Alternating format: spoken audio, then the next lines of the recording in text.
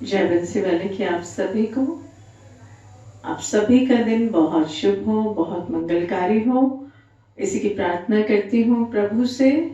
और दूसरी प्रार्थना जो आप लोगों से रोज करती हूँ कि मेरे चैनल को सब्सक्राइब करें और मेरी वीडियो को शेयर करें। अगर आप पसंद करते हैं तो दूसरे लोगों को भी भेजें ताकि वो भी कथा का आनंद ले सकें। तो आइए आज की कथा प्रारंभ करते हैं प्रभु के कुछ गुणगान से।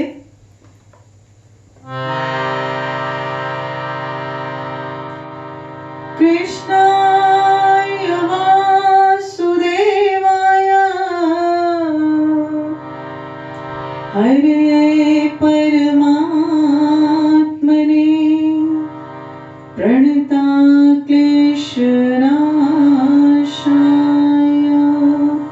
गोविन्दाय नमो नमः। वसुदेवसुतं देवं कंपासचाणूरमर्दनं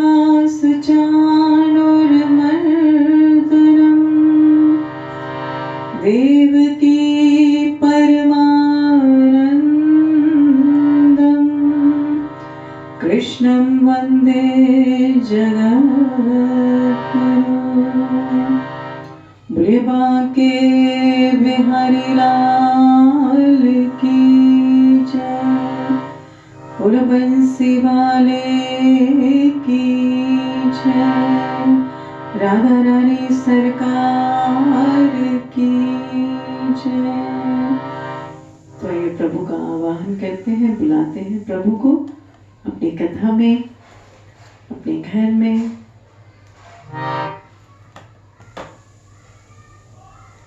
बांके बिहारी लाल की जय।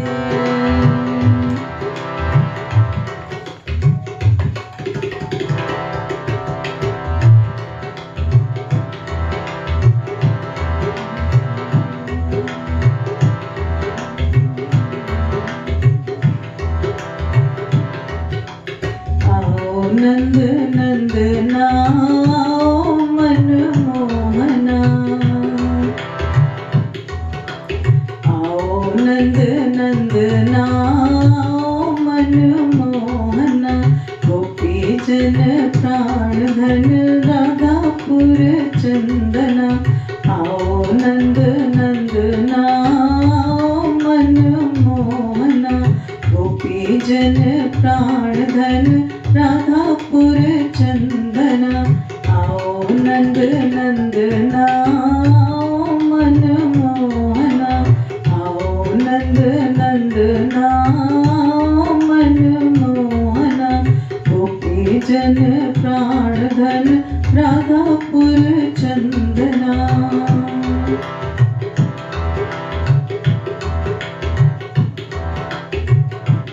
अब बहुत हुई है नीलमणि,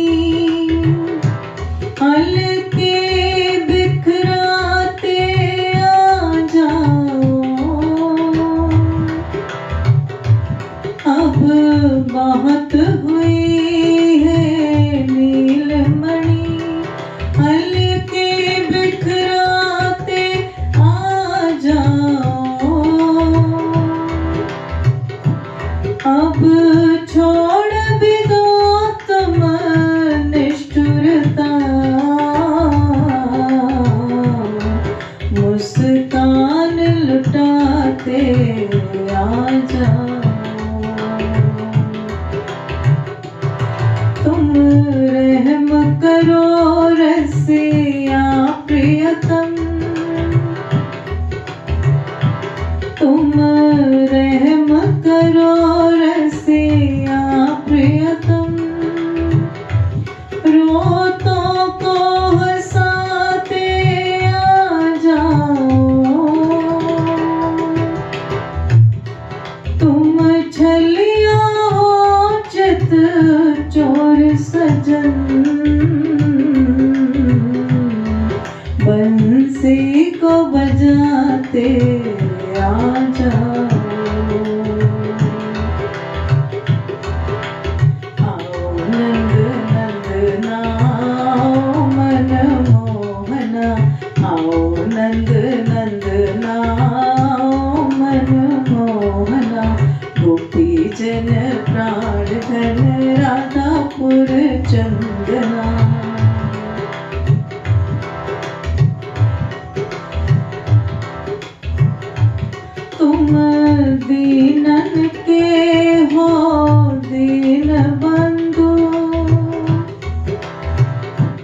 बिगड़ी को बनाते आ जाओ,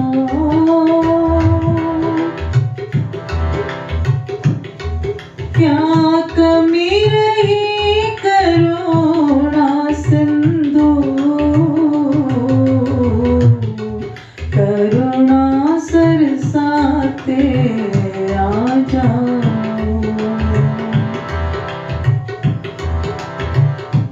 हे प्राणनाथ हुए प्राण व्याकुल,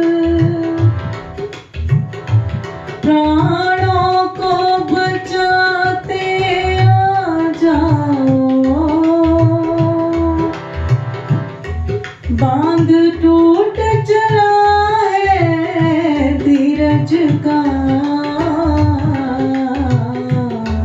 तुम धीर बंधाते आ जाओ।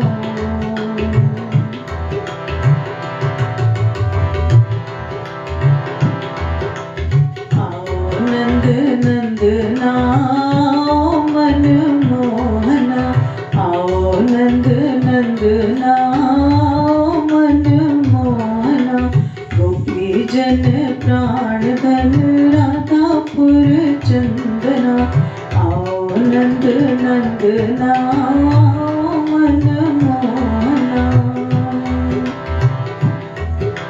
श्री कृष्ण गोविंद हरे मुरारी, हे नाथ नारायण वासुदेवा।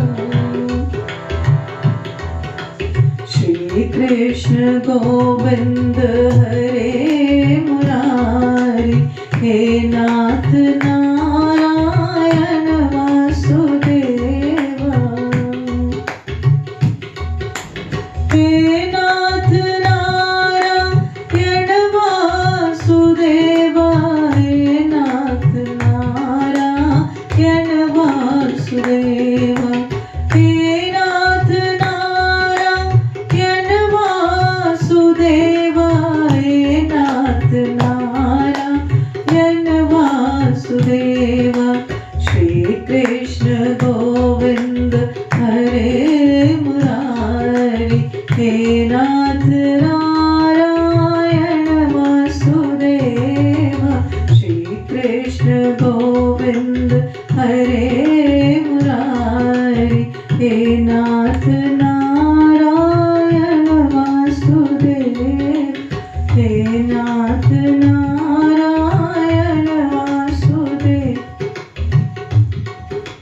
श्री कृष्ण गोविंद हरे मुरारी, हे नाथ नारायण वासुदेवा।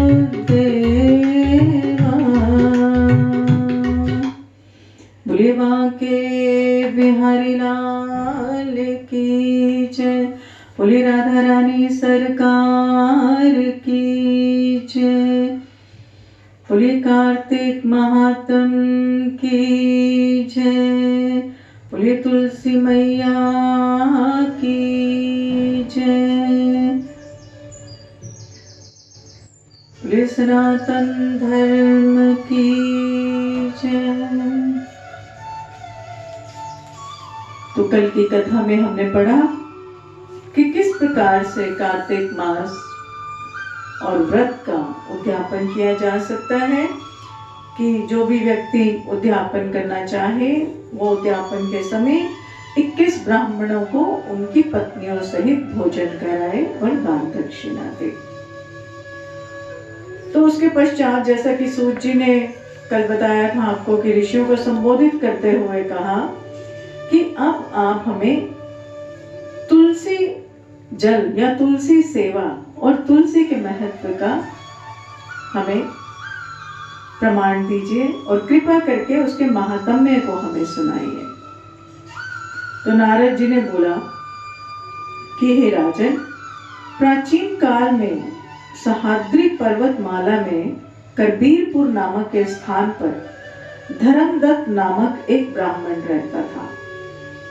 वह भगवान विष्णु का अनन्य भक्त था तथा सदा ओम नमो भगवते वासुदेवाय मंत्र का जाप किया करता था।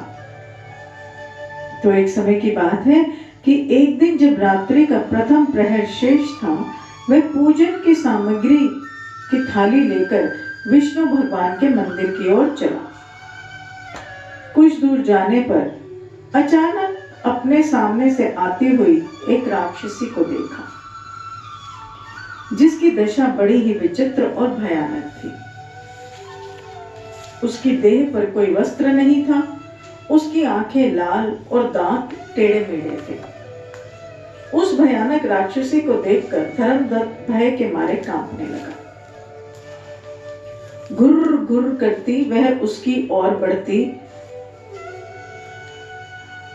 आ रही थी। धर्मदत्त के पास अपनी रक्षा के लिए कोई अस्त्र शस्त्र नहीं था, अतः उसने पूजन की थाल में रखा तुलसी मिश्रित जल लेकर उस पर फेंका, और वो जल फेंकते ही उस राक्षसी के सभी पाप नष्ट हो गए। उसे सद्बुद्धि आ गई। वह हाथ जोड़कर धर्मदत्त से क्षमा मांगने लगी और उसके कदमों में लौट गई। धर्मदत्त बड़ा दयालु था, उसे उस पर दया आ गई और उसने उससे उसका परिचय पूछा। इस पर राक्षसी ने बताया कि मैं सौराष्ट्र देश के भिक्षु नामक एक ब्राह्मण की पत्नी थी। मेरा नाम कलहा था। मैं बड़े ही दुष्ट स्वभाव की थी। मैंने कभी भी पतिव्रत धर्म का पालन नहीं किया और सदा ही अपने पति के साथ क्लेश करती रहती थी। उसे उचित ढंग से भोजन नहीं देती थी। ब्राह्मण मुझे बहुत समझाता था, लेकिन मैंने उसकी कभी नहीं सुनी। अंत में दुखी होकर उसने दूसरा विवाह करने का विचार किया। तब भी मैंने अपने आप को सुधारने की कोशिश नहीं की और विष खाकर अपने प्राण त्याग दिए। यम के दूत मुझे पकड़कर ले गए। वहां यमराज चित्रगुप्त से मेरे अच्छे बुरे कर्मों के विषय में पूछा, तो चित्रगुप्त ने बताया कि इसने कभी पतिव्रत धर्म का पालन नहीं किया, सदा ही अपने पति से द्वेष रखा, अपने अभिमान में रही, जिस पात्र में भोजन बनाती थी उसी में खाती थी। तो यह सब वृतांत सुनकर यमराज ने कहा कि जिस पात्र में भोजन बनाती थी उसी में खाती थी, अतः इसे अपनी ही संतान को खाने वाली बिल्ली की योनि में भेज दिया जाए। यह अपने पति से द्वेष रखती थी, अतः इसे विष्ठा खाने वाली शूकरी की योनि में भेजा जाए। इसने आत्महत्या की है, इसके दंड स्वरूप इसे राक्षसी की योनि में भेजा जाए। तो इस प्रकार हे ब्राह्मण, मैं अनेक वर्षों तक बिल्ली और शूकरी की योनियों को भोगा, अब मैं राक्षसी की योनि में हूँ और कष्ट भोगती आज आपके सामने आई हूँ। हे ब्राह्मण, आपके द्वारा तुलसी मिश्रित जल छिड़कने से मेरे सभी पाप नष्ट हो गए। अब कृपा करके मुझे इस घृणित देह से छुटकारा पाने का कोई उपाय बताएं। धर्मदत्त ने कहा कि तुम्हारा दुख देखकर मैं भी बहुत दुखी हूँ। प्रेत योनि में दान, तप, तीर्थ अथवा धार्मिक कार्य नहीं हो सकते और तुम्हारे पाप भी बहुत अधिक हैं। अतः मैं श्री हरि प्रिय तुलसी से प्रार्थना करता हूँ कि मैंने जो भी कार्तिक व्रत किए हैं उनका आधा पुण्य तुम्हें मिले और तुम उत्तम गति को प्राप्त हो। ऐसा कहकर धर्मदत्त ने पुनः उस पर तुलसी मिश्रित जल छिड़का तथा साथ ही ओम नमो भगवते वासुदेवाय श्री कृष्ण भगवान का 12 अक्षर मंत्र का जाप करने लगा। इस प्रकार वह राक्षसी प्रेत योनि से मुक्त होकर सुंदर एवं रूपवती हो गई। तब उसने धर्मदत्त को दोनों हाथ जोड़कर नमस्कार किया और प्रसन्नता से बोली कि हे ब्राह्मण, पाप की अग्नि में जलती हुई मुझ पापिन को आपने शीतल जल स्वरूप बचा लिया है। आप धन्य हैं। और उसी समय भगवान विष्णु के दूत जय विजय वहां पर आए और उसे एक दिव्य रथ में बिठाकर वैकुंठ को ले गए। बोलिए कार्तिक महात्म की जय, बोलिए बंसी वाले की जय। तुलसी मैया की जय, बोले गंगा मैया की जय। तो तुलसी मिश्रित जल यानी कि चरणामृत जो हम बनाते हैं प्रभु का, उसमें भी कितनी शक्ति होती है। लेकिन श्रद्धा, इन सब कामों के लिए श्रद्धा बहुत जरूरी है। आप सब काम करें लेकिन आपका दिल दिमाग कहीं और चलता रहे तो किसी काम का आपको फल प्राप्त नहीं होगा। आप श्रद्धा रखिए, भले 3 की जगह 2 पत्ते तुलसी के डल जाए कोई बात नहीं, लेकिन वो श्रद्धा होनी जरूरी है। ये नहीं कि आप डाल रहे हैं और दिमाग में कुछ और चल रहा है, मन में कुछ और चल रहा है। और ऐसे ही जैसे कि बताया प्रभु का ये मंत्र, ओम नमो भगवते वासुदेवाय, मैं आपको रोज बोलती हूँ किसका जाप किया करें। आपके मुख में ये चलते ही रहना चाहिए, चलते ही रहना चाहिए, काम करते आते जाते। जब एक बार ये आपके उसमें आ जाएगा तो दिन भर अपने आप ही चलता रहेगा। तो आइए एक छोटे से भजन के साथ आज की कथा को विराम देते हैं और कल से जालंधर और वृंदा की कथा का प्रारंभ होगा, यानी कि तुलसी मैया की कथा का। तो कल की कथा में यह प्रसंग आपको सुनाएंगे और आज आइए भजन के साथ आज की कथा को विराम करते हैं। के बिहारी लाल की जय।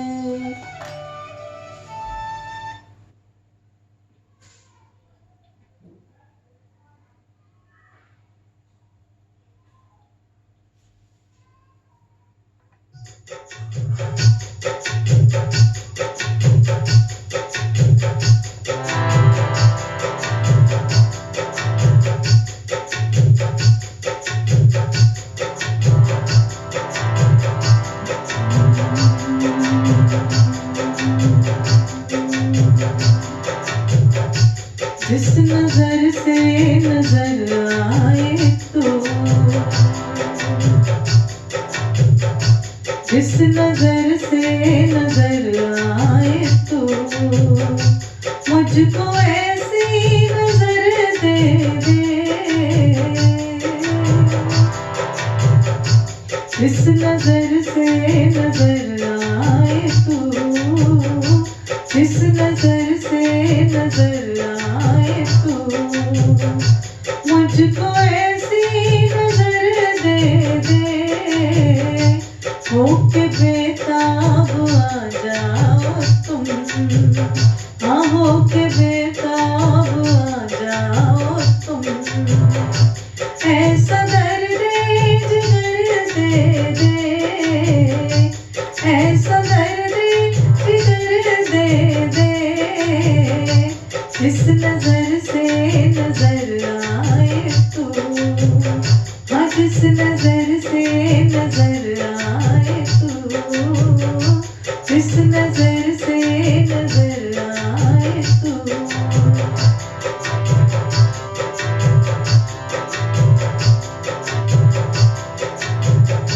थक गई हूँ भटकते भटकते, हार मानी है अब शाम मैंने। थक गई हूँ भटकते भटकते, हार मानी है अब शाम मैंने। कि तेरे दर तक जो जाती हो सीधी, कि तेरे दर तक जो जाती हो सीधी। मुझको ऐसी नजर दे दे, मुझको ऐसी नजर दे दे। जिस नजर से नजर आए तो, जिस नजर से नजर आए तो, मुझको ऐसी नजर दे दे। होके बेताब आ जाओ तुम, होके बेताब आ जाओ तुम। ऐसा दर्द जिगर दे दे, ऐसा दर्द जिगर दे दे। जिस नजर से नजर आए तो।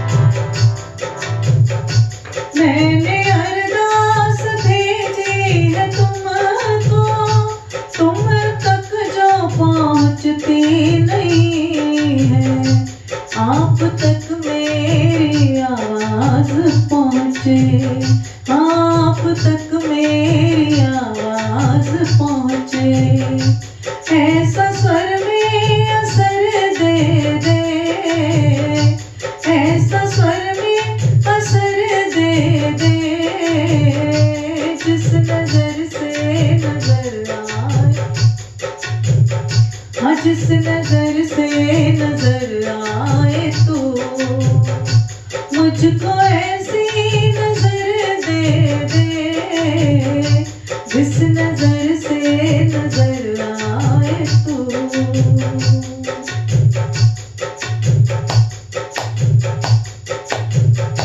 दास जी भर के भरती है आई, संग दिल हो गया क्या सांवरिया। दास जी भर के भरती है आई, संग दिल हो गया क्या सांवरिया। हर जहर आप देते,